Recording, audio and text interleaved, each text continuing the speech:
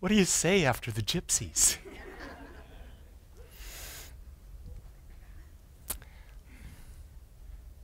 We're exploring the idea of wealth. And so we're going to come back to the very basis of what does wealth mean. Wealth means that we have an understanding of what creates wealth. What is it that drives that wealth? And we have to, once we build that understanding, we depend on that understanding. We live to that understanding. We breathe that understanding. And it is from the living, the breathing, the acting from that understanding that we are the creators of our life. And we come to the very basis of what that understanding means, and that understanding means is that everything begins with thought. In all the ancient texts, whatever the spirituality, you will go, it was the Word. The Word was first. The Word was spoken. The Word created. When I was with Swami A from Kriya Yoga, I was on a panel with him at one point. And we were talking about what is the key to creating a happy and joyous life. And we had 8 different speakers from different spiritual paths all speaking. And I don't remember what I said that day, but a year later when I was in retreat with Swami, Swami came up to me and said, "I've never forgotten what you said that day." And I said, "Really? What was it?" I said. And he said, "I wake up every morning thinking about what you said." And he said, "You looked at everyone in the audience and you said this, 'In the beginning, God.' Everything is always in the beginning. In our lives, in every moment, it's a new beginning. And as we come to the understanding that we are the individualization of this one, then we realize that with every breath we take, we are at the beginning of a creative process. We are at the beginning of a new change, a new time in our lives, and we have the opportunity at that very moment to start something totally new in our lives. It's the point where we can move from playing the piano to playing the drums, just like that. We can move from being of service and selling something to being of service fixing something. None of it is locked in stone. We are forever free to do whatever we want. But as we understand this, we come to the understanding that there is a law of gain. And what is that law of gain? That law of gain is desire. You see, when we're speaking our word, most of the time we're speaking it unconsciously. We are living a life that is steeped in unconscious thought that's been influenced by our family and our friends. But when we start to become aware, and we become aware of the idea that we are the creative power in our lives, and it is our mind, our thoughts that are creating the experiences we have, we then can say, okay, so what is it I choose to be? What is I choose to experience? And once I understand and I get a vision of what I want, I then form a desire. Does that make sense? Are you hearing that? That desire. Most of the time when people are asked, what do you want? They can't answer. If you can't answer what you want, how are you going to have the experience of what you're looking for? Nobody, not even the divine intelligence that is everywhere, knows anything more special for you other than what you claim. You see, that's the power. People will say, God has a plan for you.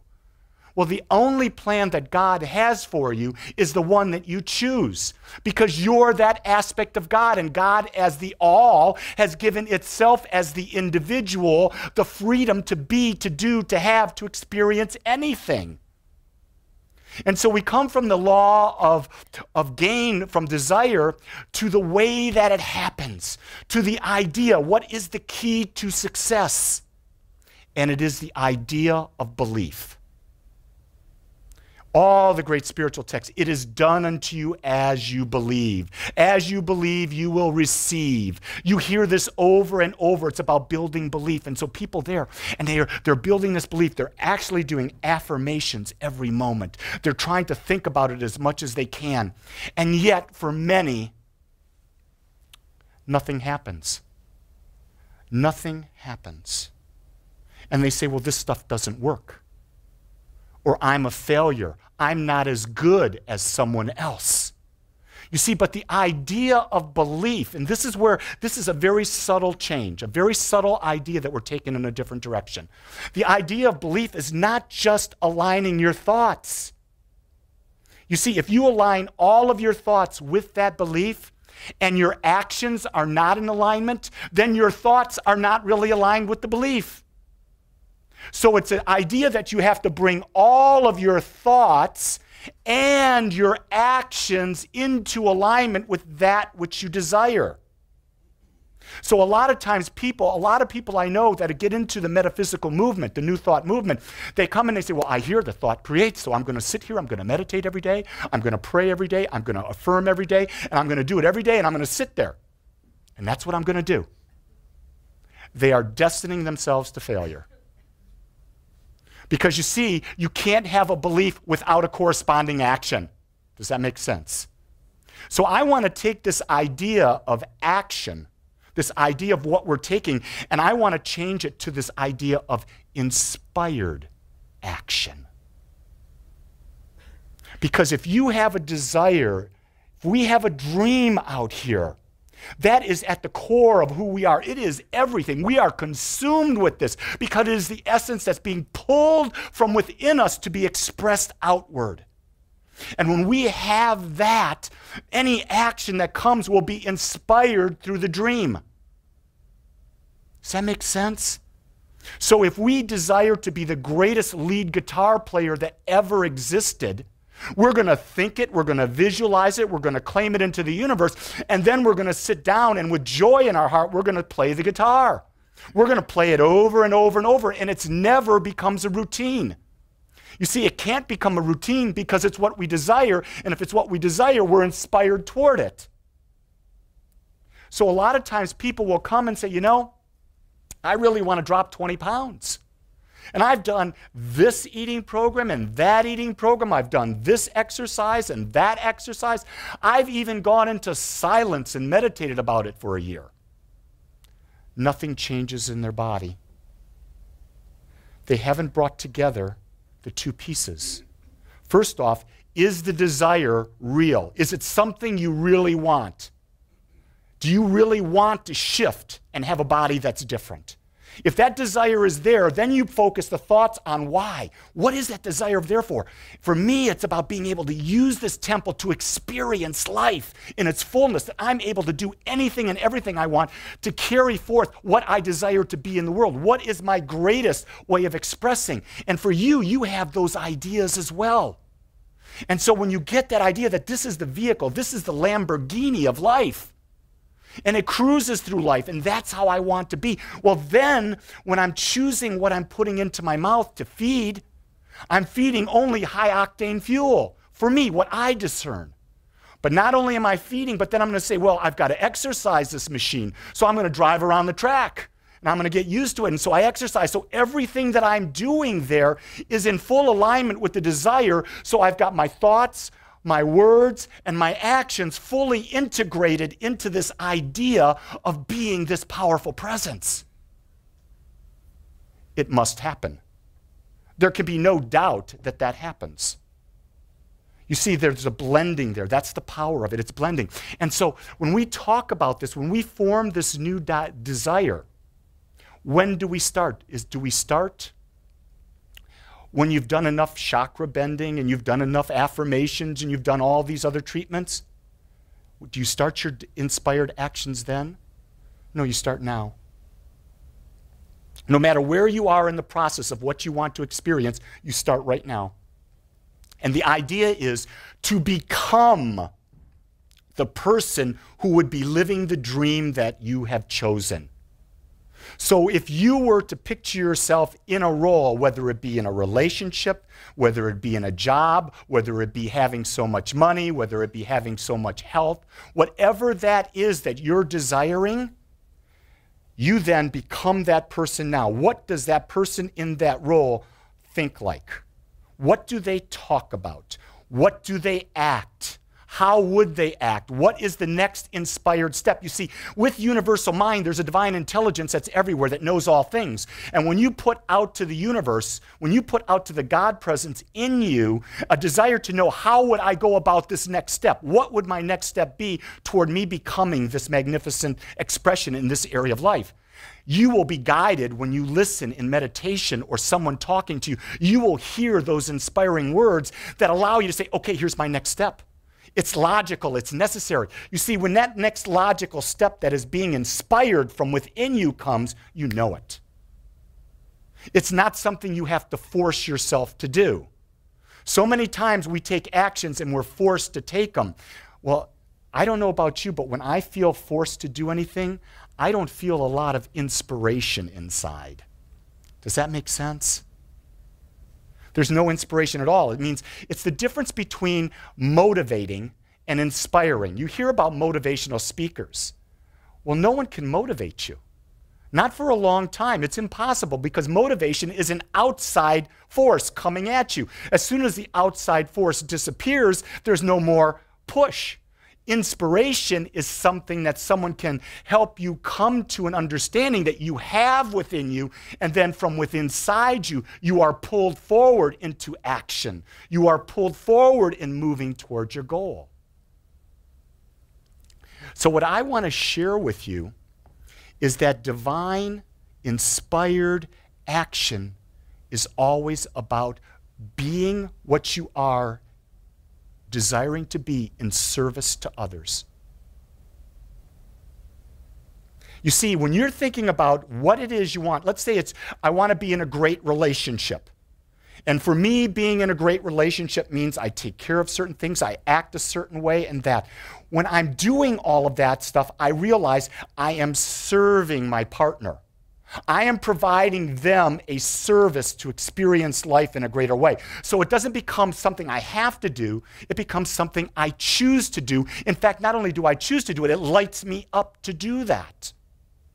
And so if you're in a job right now that may not be the job that you desire, but you are giving more service than what is being asked for, they will have no choice but to pay you more money, or you will attract someone who's going to see that service that you're giving, and they're going to want to give you greater money. You see, the more we give, the more service we provide into the universe, the more is coming back to us. It must be. So when someone says, here's your job description, and if you meet your job description, you get a meets a job description.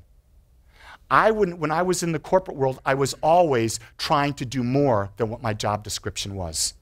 Because when I did more, I felt I was expanding beyond. I was giving more, it felt good to give, and I always seemed to attract to me a greater result as a result of giving. Every spiritual text talks about give more and you will receive more. It's not that you're owed it, it's just the way life flows.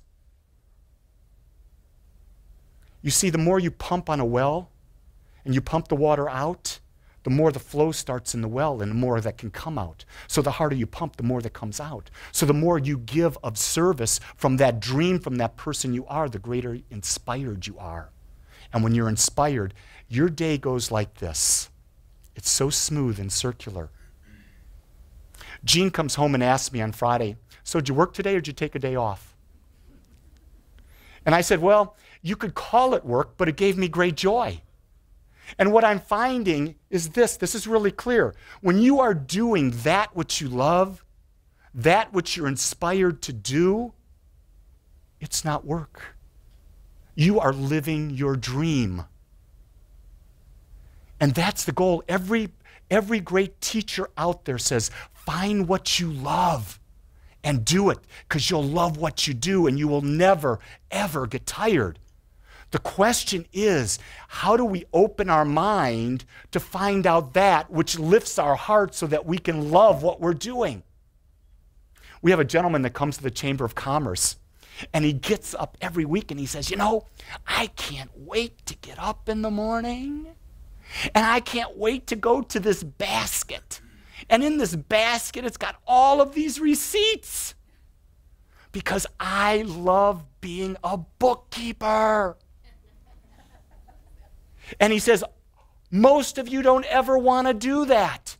But because I love it, bring me your books. You see, everyone in the world has something that they love. There's not a job out there that can't be covered by enough people to have it happen. So if it's something you don't love, there's someone out there that would love to do that for you. In fact, when the clearer we get about what it is we love, we start to delegate and give to others in the universe the opportunity to share their gifts by doing that which no longer serves us. Does that make sense? And so what we are then is we are totally interconnected in oneness. And isn't that what we teach in all spirituality? The only thing we are ever seeking is the feeling, the sensing, and the knowing of our oneness with what we call God, what we call the universe, what we call infinite intelligence, what we call with each other. It's always about oneness. That is always the only thing we are seeking, because when we're in oneness, we have peace, we have joy, we have love, we have health, and we have abundance. For you cannot experience life with these qualities without oneness. There has to be oneness. So if there is disease, it's because we're not feeling at one. If there is a lack of wealth, it's because we're not at one. If there is not the love we desire, it's because we're not at one. And the idea is you can't find that through an outside source. That has to come from within. And when it comes from within, that's how the desire is birthed. You see, when it's coming from within, it's clear. It's who you are. It's what you choose to authentically and lovingly and joyfully be in this present moment. And when we do that, we are lifted. I'm going to tell you an action that I really wanted to talk about just really quickly. I want to implant this. And you've heard it before, but I really want to anchor it. Because this is an action. If you take this action, you will find your lives will change immediately. Wealthy people never complain. People in a loving relationship never complain. People who are in extreme health never complain. They live in gratitude for what they've got. And even if your starting point is not where you want it to be grateful right here, right now, for where you are and for the awareness that you have. That you are that, and you are right here and now. And it is in that awareness now that you become and you say, okay, this is what I want. I want this experience. And now you adjust and you create that desire. And with that desire, you create that belief. And that belief is what? It's your thoughts, your words, and your actions all coming together in one harmonistic expression. Another Michael Beckwith word, but go on with that. And you see, when you do that and you consistently do that, you are creating it. And here's the next thing that happens. When we're taking these actions and we're aligned with our words and thoughts, there are people that are going to try to come into our lives and take us and scatter our thoughts, scatter our actions, say we should be doing things differently. And I'm going to say to you that courage, the act of being courageous, is when you say no.